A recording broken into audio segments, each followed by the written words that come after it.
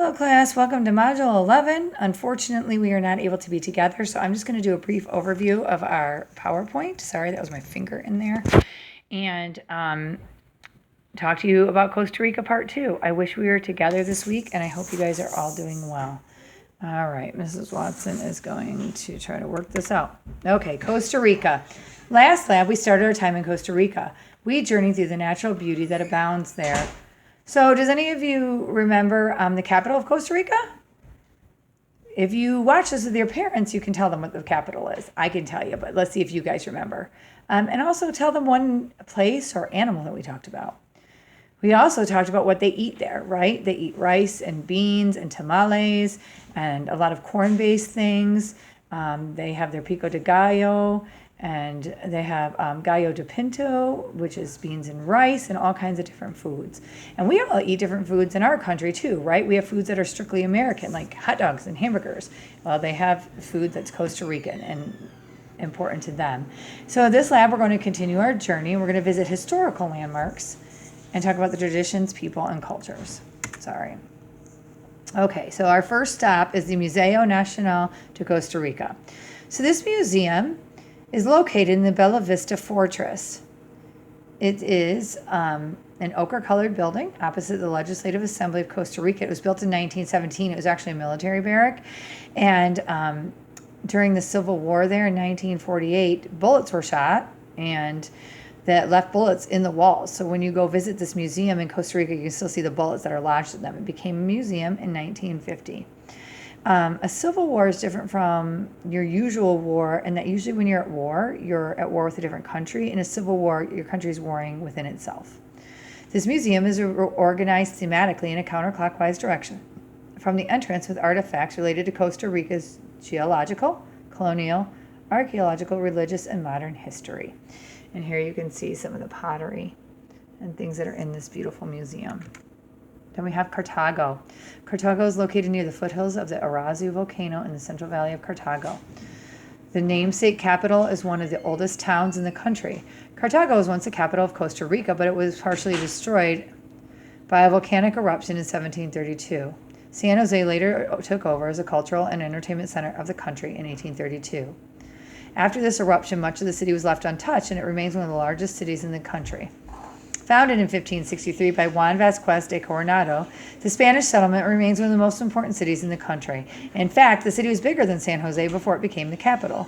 Today, visitors can still see ruins that date back to the 16th century. Sorry, everyone, that you can hear my children in the background, but unfortunately, this is life where we have to be virtual instead of in class. I do apologize. They're just kind of getting their life together, and they're doing some stuff. So sorry, you can hear that in the background. Most notably in the city's Central Park, while the city's close proximity to the Irazu volcano adds to the stunning landscape. So these are some of the original ruins. This is an overview of the city. There's a cathedral basilica there. Let me see. I thought I had printed off some pages about it, but let's see if Mrs. Watson can find them.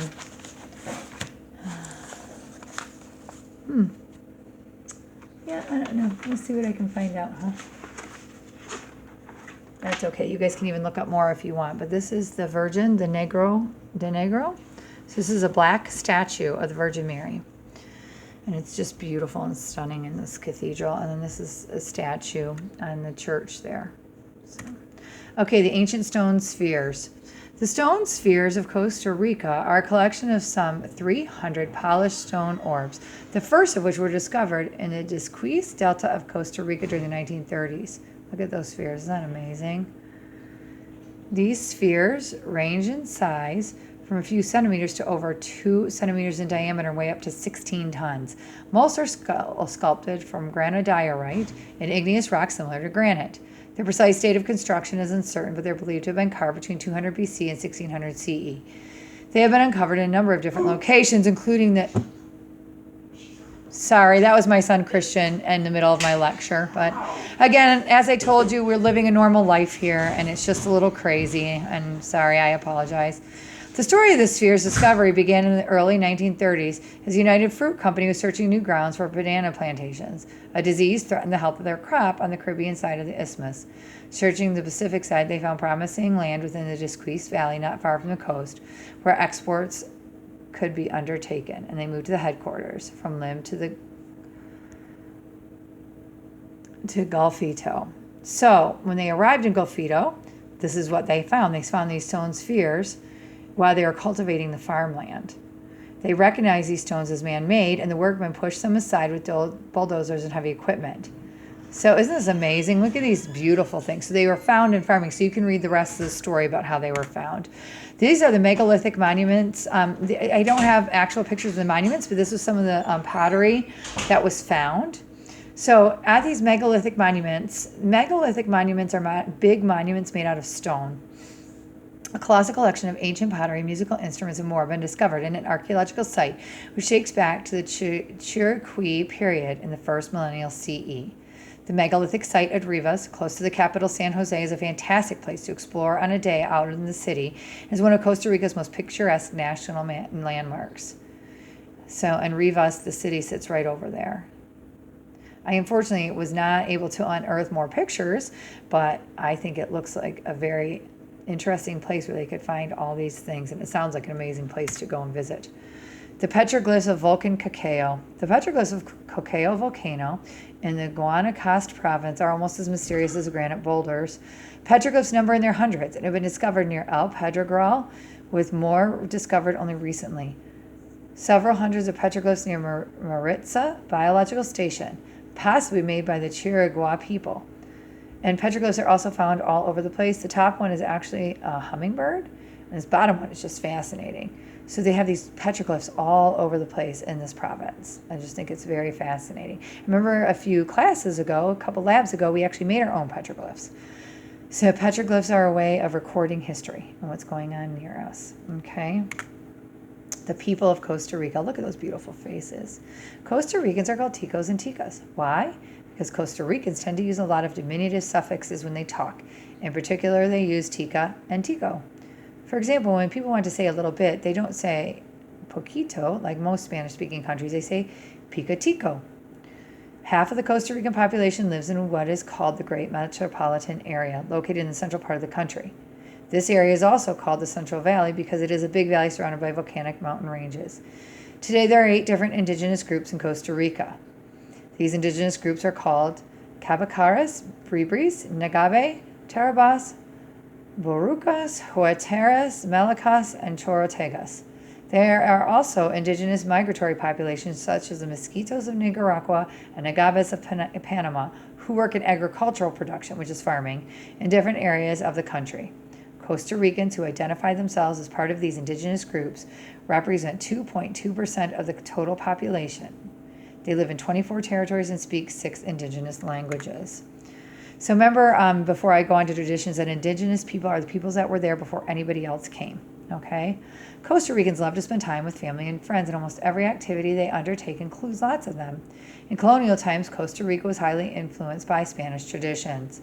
Since Spain was a Catholic nation, the Catholic religion had a heavy influence over traditions. In fact, many current-day traditions in Costa Rica mainly come from the Catholic religion. Many of the major traditions related to the religion include Holy Week, Christmas, August 2nd, baptisms, first communions, confirmation, weddings, funerals, engagement parties, and more. And all of these events are celebrated by extended family, several neighbors and friends, along with immediate family. Traditions in Costa Rica revolve around tight-knit bonds of family structure.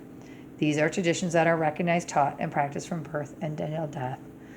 And of course, with these saying come the celebration of different holidays in Costa Rica.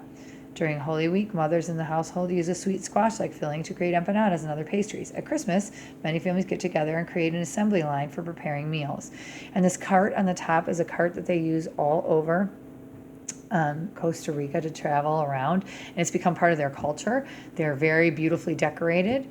Also, you have a traditional dance in the middle and a festival, and also some of the traditional pottery. Music. Costa Rican music is as varied as the cultural influences from which it sprang. Music in the Caribbean tends to be more influenced by African beats and reggae influences. Afro-Caribbean music like calypso, reggae, and rumba are popular in coastal regions.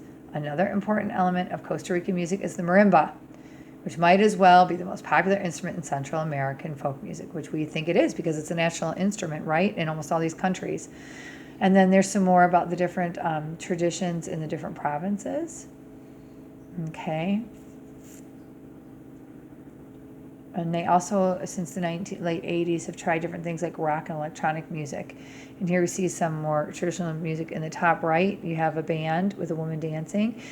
I'm sorry, top left. Top right, you have a calypso band. And in the bottom, you just have a traditional band with the guitars and the marimba. Art. The country has a rich artistic history and a promising new generation of artists to boot.